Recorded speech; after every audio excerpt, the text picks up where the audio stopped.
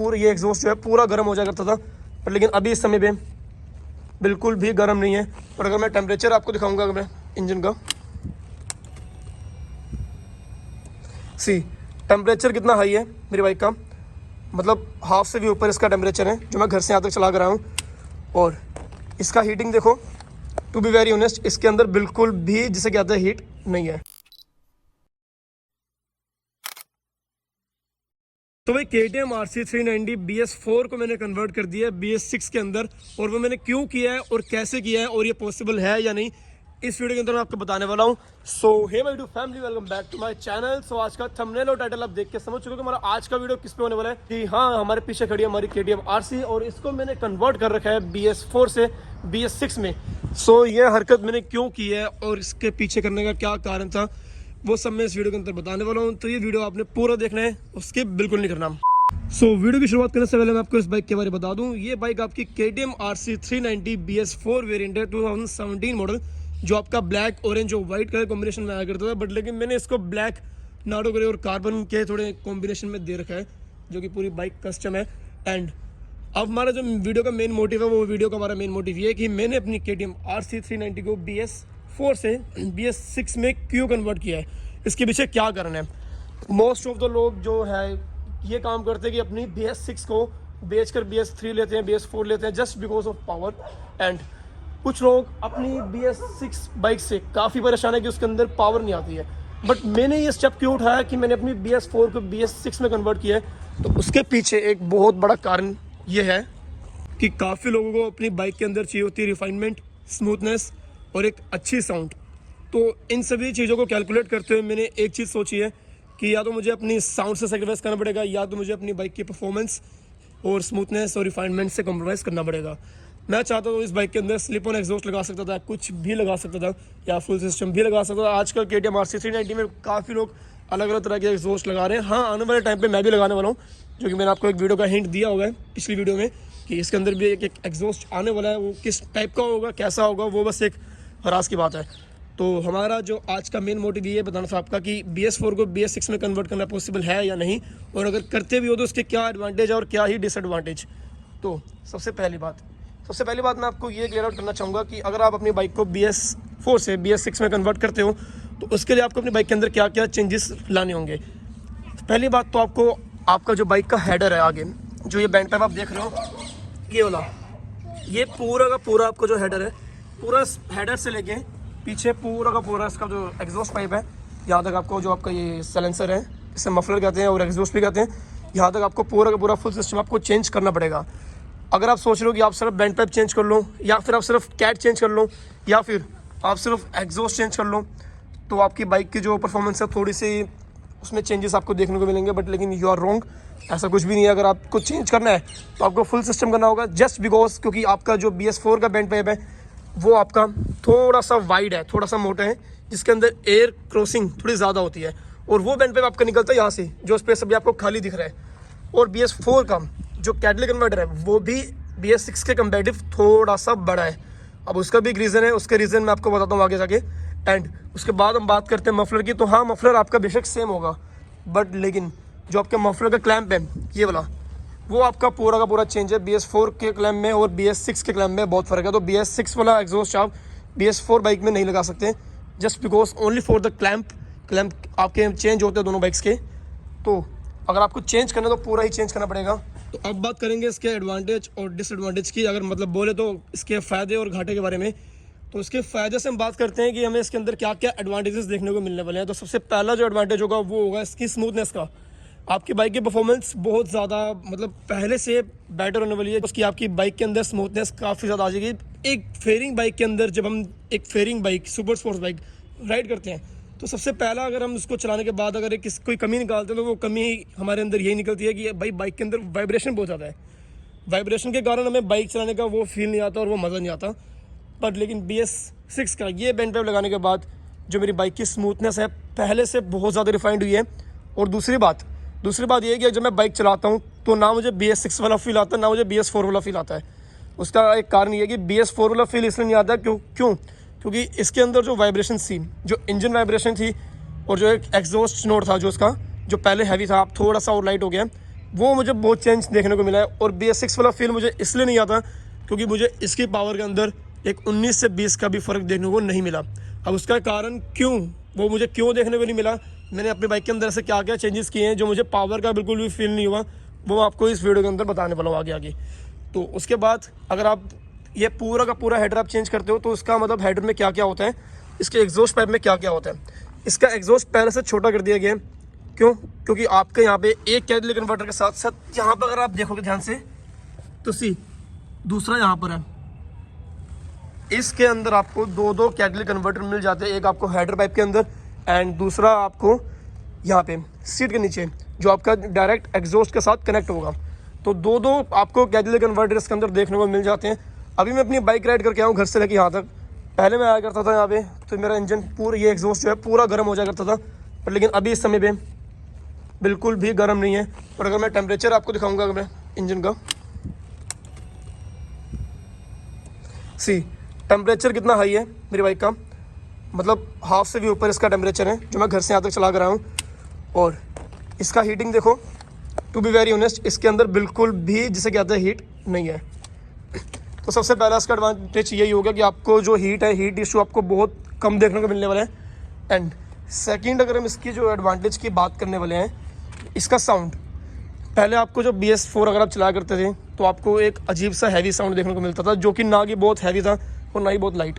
तो उससे आपको मतलब ये ऐसा फील हुआ करता था कि हमें समझ नहीं आ रहा कि हम बाइक कौन से चला रहे हैं। तो मोस्ट ऑफ द पीपल क्या करते थे कि अपना जो स्लीप ऑन एग्जॉस्ट है उसे चेंज कर दिया करते थे just only for the base और साउंड, क्योंकि किसी को भी BS4 का साउंड जो स्ट्रोक साउंड है वो किसी को समझ नहीं आया।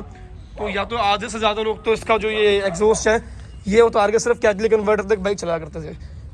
उसका रीज़न वही था लाउडनेस, बट लेकिन वो साउंड किसी को समझ नहीं आता। बट लेकिन जो अब ये साउंड है ये इतना अल्ट्रा स्मूथ है, इतना अल्ट्रा स्मूथ है कि अगर बाइक निकलती हुई है, मतलब उड़ती हुई भी निकलेगी अगर मेरी बाइक, अगर मैं फ्लैट भी दूंगा तो इसकी बाइक के साउंड लोग बहुत लाइक करने वाले हैं, बहुत पसंद है इसकी।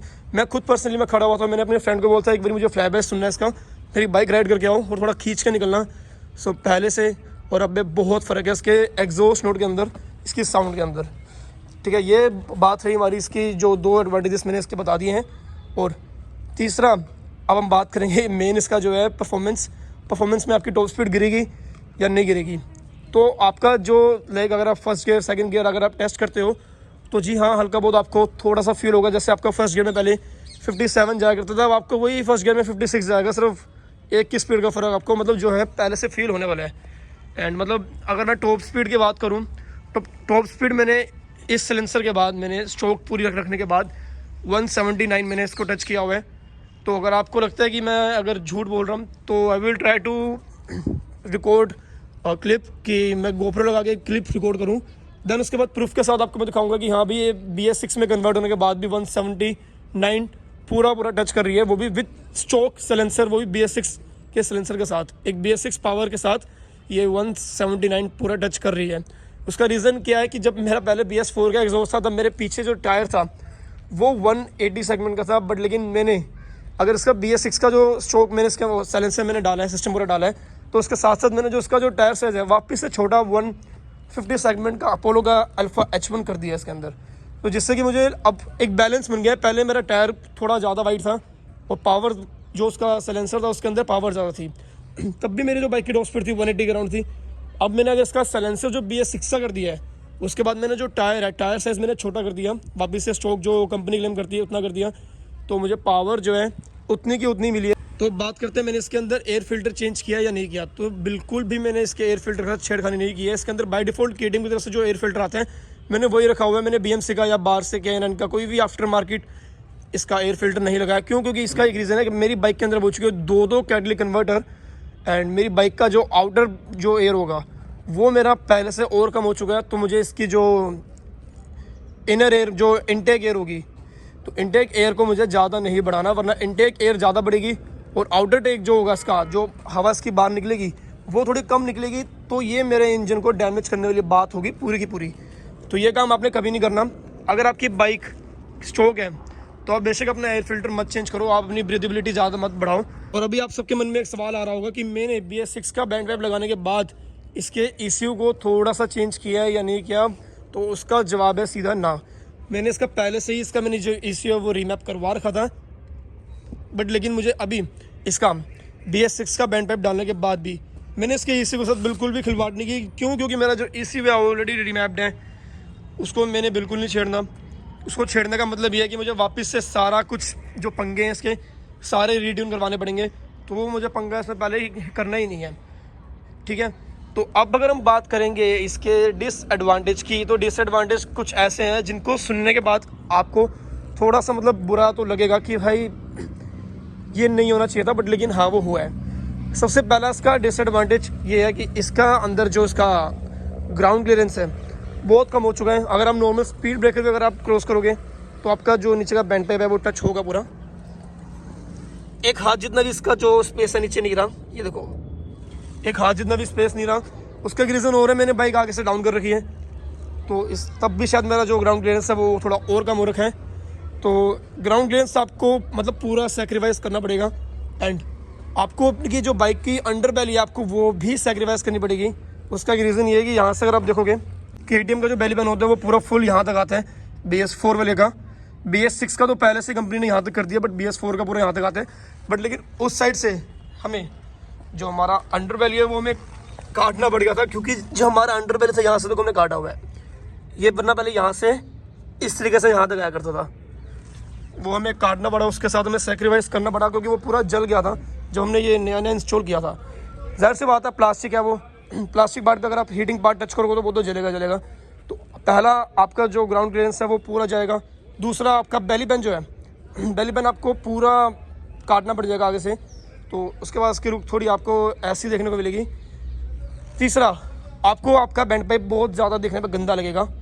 आपको आपका बैंड पाइप जो है देखने में पूरा ऐसा लगेगा। यह तो मैंने बफिंग करवाई है, बफिंग करवाने के बाद इसमें थोड़ी सी मतलब अलग से चमक आई हुई है। अगर आप बफिंग नहीं करवाओगे तो आपका बैंड पाइप देखने को बहुत ज़्यादा बुरा लगने वाला है। ये इसका तीसरा घाटा है। और चौथे हम घाटे की बात करेंगे तो वही जो मैं आपको पहले बताया, इसका फर्स्ट गियर का इनिशियल स्पीड थोड़ी सी कमी आपको देखने को मिलने वाली है। जैसे फर्स्ट गियर में पहले 58 जाया करती थी, 59 जाया करती थी, वहीं अब ये 56 या 57 जाया करेगी। तो इनिशियली आपको थोड़ा सा पावर का इसके अंदर कमी जो देखने को मतलब वो फील आपको होगा कि हाँ थोड़ी सी कमी बाइक के अंदर पहले से हुई है। बट लेकिन जो आपको खींचने का एक साउंड आएगा और जो स्मूथनेस आएगी वो आपकी नेक्स्ट लेवल होने वाली है। तो मैं आपको रिकमेंड करूँगा कि आप इसकी BS4 के अंदर BS6 का जो फुल सिस्टम आपका जो एग्जॉस्ट सिस्टम है कंपनी वाला बाय डिफ़ॉल्ट वो आप इंस्टॉल कर सकते हो।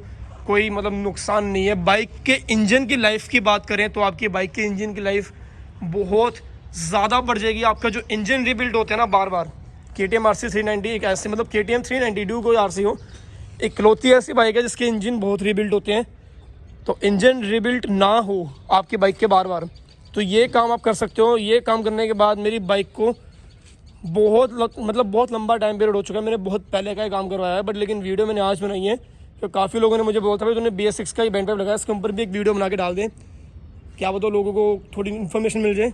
जो लोग तुमसे इंस्पायर हो रहे हैं उनके लिए भी ये वीडियो काफ़ी हेल्पफुल रहेगी कि उनको ये काम करवाना चाहिए, उनके मतलब का ये काम है या नहीं है।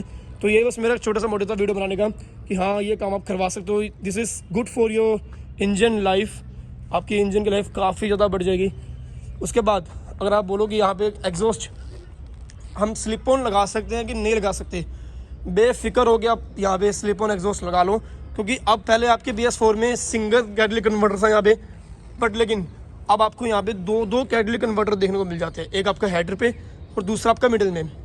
तो दो कैटलिक कन्वर्टर के बाद अगर आप यहाँ पे स्लिप ऑन एग्जॉस्ट लगाते भी हो और इसमें एयर फिल्टर अगर आप अपग्रेड करते भी हो तो भाई कोई फ़र्क नहीं पड़ने वाला बाइक के इंजन में। जितना मर्जी खींचो, जितना मर्जी चलाओ, बस बाइक चलाने के भी कुछ तरीके होते हैं। खड़ी बाइक पे कभी रेस मत देना। जो आप शूशुबाजी करते हो, जो सुबह सुबह एम्बियंस मॉल में लोगों ने गंद फैलाया हुआ है, वो काम बिल्कुल मत करना। और पहले गियर को फाड़ना, दूसरे गियर को फाड़ना, लिमिटर हिट करना, वो तो कभी मत करना। तीसरे से चौथे गियर के बाद आप जितना मर्जी लंबा चल लो और पहला और दूसरा गियर कम से कम भी आप 4 से 5 हज़ार RPM के अंदर चेंज कर लो। कभी अपनी बाइक को इनिशियली इतना पुश मत दो। अगर आप, जाहिर सी बात है यार, अगर आप सुबह सुबह सो के उठ रहे हो, उठते अगर आपके घर वाले आपको सीधा खींच के काम पे लगा दें, तो आपको मतलब वो बासी भी ना लेने दे, आपको चाय भी ना पीने दे, ब्रश भी ना करने, सीधा आपको बेड से उठाती ऐसे खींच के काम पे भेज दें, चलो काम पे निकलो, आपको भी बुरा लगेगा, आपके अंदर भी थोड़ी कमी आएगी, आपकी तबीयत खराब हो सकती है। तो ये बहुत बढ़िया एग्जांपल दिया मैंने आपको। ऐसे कुछ बाइक के साथ भी होता है, अगर एकदम से आप उसको पूरा खींच दोगे तो बाइक की भी हेल्थ के ऊपर बात आ जाती है, बाइक के इंजन की लाइफ के ऊपर बात आ जाती है, आपके क्रैंक के ऊपर बात आ सकती है। इनिशियली एकदम क्रैंक आपके एकदम वर्क कर रहे हैं, उस पर बात आ सकती है। तो एकदम से कभी फर्स्ट गियर में बाइक को पुल आउट कभी भी नहीं करना। इससे आपके बाइक का जो इंजन है काफ़ी ज़्यादा लॉन्ग लास्टिंग तक स्टेबल रहेगा और आपको इंजन रिबिल्ड करने की बार बार नौबत नहीं आने वाली। जो मेन वीडियो का मोटिव था कि आप इसको BS4 से BS6 में कन्वर्ट कर सकते हो, हाँ या नहीं, तो मैं आपके सामने खड़ी है बाइक कन्वर्टेबल। कोई मतलब ज़्यादा मतलब इसके एडवांटेज भी नहीं है और ज़्यादा इसके डिसएडवांटेज भी नहीं है। बस एक ही इसका मोटिव था कि BS6 में कन्वर्ट करने के बाद इसकी इंजन लाइफ काफ़ी ज़्यादा अच्छी हो चुकी है और स्मूथनेस काफ़ी अच्छी बढ़ चुकी है इसकी। तो बस अगर आपको ये काम करवाना है तो आप करवा सकते हो। तो बस ये था मेरा आज का वीडियो। सो होप करता हूँ मेरा ये वाला आज का वीडियो आपके लिए काफ़ी हेल्पफुल रहा होगा और मेरी पहले की वीडियो से तो काफ़ी ज़्यादा हेल्पफुल रहा होगा। ओनली फॉर KTM 390 के लिए, जिनके पास KTM 390 है, जो KTM 390 ऑन करते हैं, उनके लिए तो ये वीडियो काफ़ी ज़्यादा हेल्पफुल रही होगी। या फिर जो प्लान कर रहे हैं KTM RC 390 लेने का, उनके लिए भी ये वीडियो काफ़ी हेल्पफुल रही होगी।